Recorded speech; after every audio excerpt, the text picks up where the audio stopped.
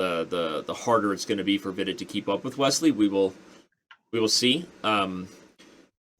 The game didn't feel like it got away from Vidit until the very end. So putting you on, what was that? Just endgame technique, that's what happens when you're in a time scramble against a stronger player, or anything else you took away from that game? Yeah. I wouldn't look too much into that game. I'm not sure it's the right sort of position to put Wesley under pressure in. At the same time, the one game Wesley lost in the Olympiad was, I'm not sure it was a Catalan, but it was sort of like a pretty stable position, and it turned into an end game. So he lost to Rajabov, and it does happen. It does happen that you can just grind out a small advantage against him, but it's very rare, and I'm not seeing the positions right now that are favorable for Vidit that allow him to do that. Well, Hikaru called it, right? Right now he's saying it's just the last 5-minute game was critical as far as the momentum of the match, but we've seen stranger things. Has been the year of the crazy upset. So Vidit, everything that happens in a comeback has to start with one game, right? One game at a time. You got to focus on turning things around here. He's getting all these Catalans.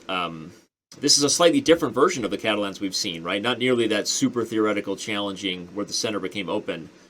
Here, this is just more of a small slight edge for white, kind of a grinded out affair. Yep, and this is a position he can play pretty quickly. Yeah.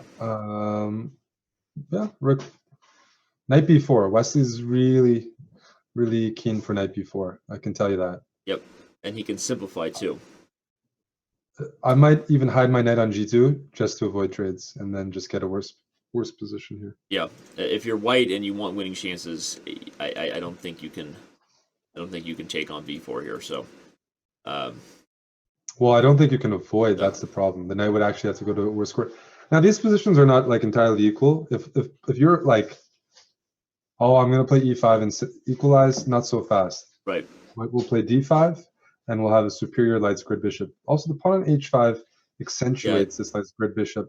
Right. Whereas black's dark squared bishop has that diagonal, which is fairly useless. So, still prefer white, and he can still make something of this. I would try to play quickly. He might even consider moves like f4, establishing pawns on f4 and d4, but maybe still G4. Something for Vidit. Yeah. I think he has to win this game. I think this is I've been looking from Wesley's perspective. I'm gonna flip the board. This is that was not a good time to flip. Maybe bishop back to e4. Because I don't want to trade everything off. Bishop back to e4. Bishop back to e4. Yeah, he didn't go for it. Now he does. Yeah, but black is going to have to defend b7. Queen f3. I really loved your f4 g4 idea, not just because I love my g4 emote, but I like the idea of pushing and trying to create attacking chances on the king's side. Something was off in the execution here. He didn't get the pull at all. I mean, this really. Okay, don't blunder rook d7 because of rook c8. But well, rook c8. Okay, yeah. Okay, you do have bishop f8. It's not ideal, but yeah, I know what you're saying. Yeah. I mean, white's going to play like rook c2, put pressure on b7. If you get a chance, though, there is still this g4, g5 kind of outside idea. And okay, it's obviously I'm being. Well, g4, g5. It's supposed to come with f4 as well because g5 black can take. Right. And okay, Wesley. Going to sacrifice the b7 pawn. He can't take b2 at the end because of rook c5, but I think he has rook d2. So if bishop takes b7, rook d2 might be black's idea. Maybe white plays rook c2 first here, Eric, just to kind of prophylaxis. Rook c2 is always fine. I said I'd like to see Vidit get up on time. Yeah. At least because this position wasn't hard to play. I mean, playing the best moves maybe, but he could have rattled off a lot of his moves quickly, right? I mean, the moves he's playing are natural moves. Yeah. And he could up the tempo a little bit. We haven't seen any time scrambles, or when we have, Wesley's just winning an endgame, or it's like drawing. But Hikaru actually had an interesting line, maybe sort of calling the bluff of bishop takes b7. Move over here to the bat cave in the analysis board. The bat cave. I like to call it the bat cave. Bishop b7, rook d2, b3. If bishop takes e3, there may be rook c8, king h7, and then bishop e4 check. Well, that just That's just winning. Which could have been a kind of a sexy little Yeah, idea. that's if Wesley fully committed to the competition. Yes, that's right. That's He right. didn't go for it, but now Vidit did manage Vidit's to up a kind of pawn. steal the pawn. Yeah, I mean it's a clean pawn now. So,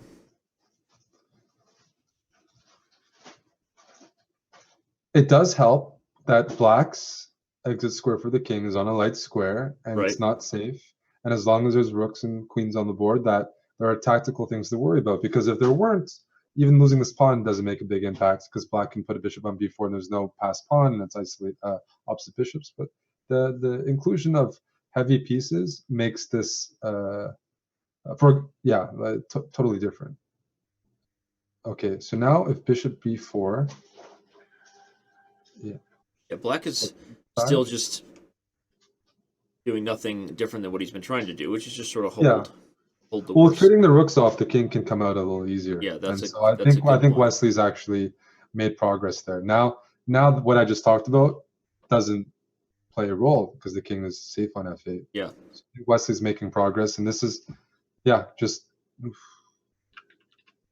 yeah. G5? But I think you've G5? been calling for it from a practical point of view that it has to speed up.